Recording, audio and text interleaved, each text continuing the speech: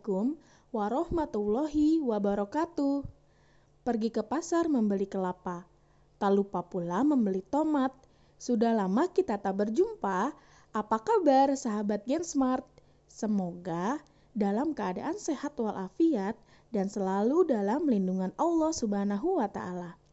Dan jangan lupa pula ya untuk menjaga sholat 5 waktunya. Sebelum belajar, alangkah baiknya kita berdoa terlebih dahulu ya. Berdoa dimulai. Bismillahirrohmanirrohim.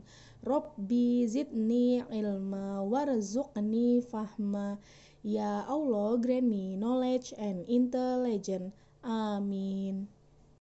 Oke Gensmart, hari ini kita akan mempelajari tentang siklus air. Tahukah kalian bahwa bumi lebih luas permukaan perairannya dibandingkan daratannya?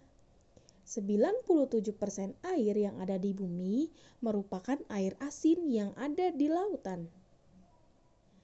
Kemudian 3%-nya adalah air tawar yang berada paling banyak di es kutub dan sisanya berada di sungai, air tanah, dan danau. Manusia menggunakan air tawar untuk kegiatan sehari-hari, contohnya minum, mandi, berwudu, dan lain-lain. Sehingga air yang ada di bumi harus selalu tersedia setiap saat untuk kelangsungan hidup manusia. Maka dari itu, Allah yang Maha Penyayang dengan kuasanya menciptakan siklus air. Siklus air adalah sirkulasi atau perputaran air secara terus-menerus dari bumi ke atmosfer lalu kembali lagi ke bumi.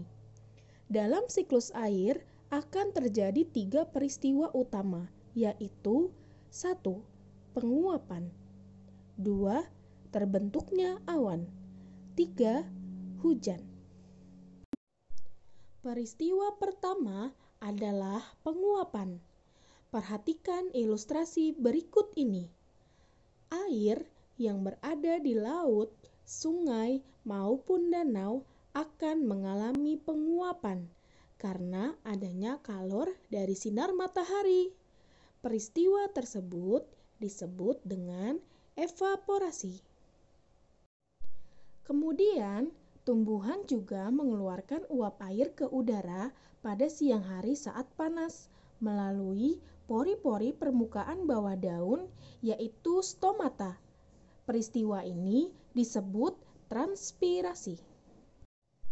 Uap air dari peristiwa evaporasi dan transpirasi akan naik ke udara dan membentuk awan. Ketika suhu turun, kumpulan uap air tersebut akan mengalami pengembunan membentuk titik-titik air yang disebut dengan peristiwa kondensasi. Lalu, angin akan membawa awan tersebut ke daratan atau dataran tinggi. Selanjutnya, titik air di awan akan turun menjadi hujan. Peristiwa ini disebut presipitasi. Kemudian, air hujan yang turun akan mengalir ke dataran rendah. Ada yang terserap oleh tanah menjadi air tanah. Peristiwa ini disebut infiltrasi. Lalu, ada pula air yang diserap oleh akar tumbuhan untuk proses fotosintesis. Kemudian, ada juga yang mengalir ke danau, sungai, dan laut. Demikian penjelasan tentang siklus air yang akan berulang terus-menerus sehingga air selalu tersedia. Oke Gensmart, semoga penjelasan tadi dapat bermanfaat untuk kalian dalam memahami siklus air. Setelah itu, tugas untuk kalian adalah melengkapi keterangan pada gambar siklus air yang kalian buat kemarin dan buatlah mind mapping dengan kreasi yang kreatif dan penuh warna tentang tahapan siklus air. Dikumpulkan tugas tersebut paling lama malam ini ya. Oke, kita akhiri pembelajaran hari ini dengan membaca hamdalah. Alhamdulillah. Semangat belajar untuk murid kelas 5 SDIT Al-Marjan yang taat, hebat, dan bersahabat. Wassalamualaikum warahmatullahi wabarakatuh.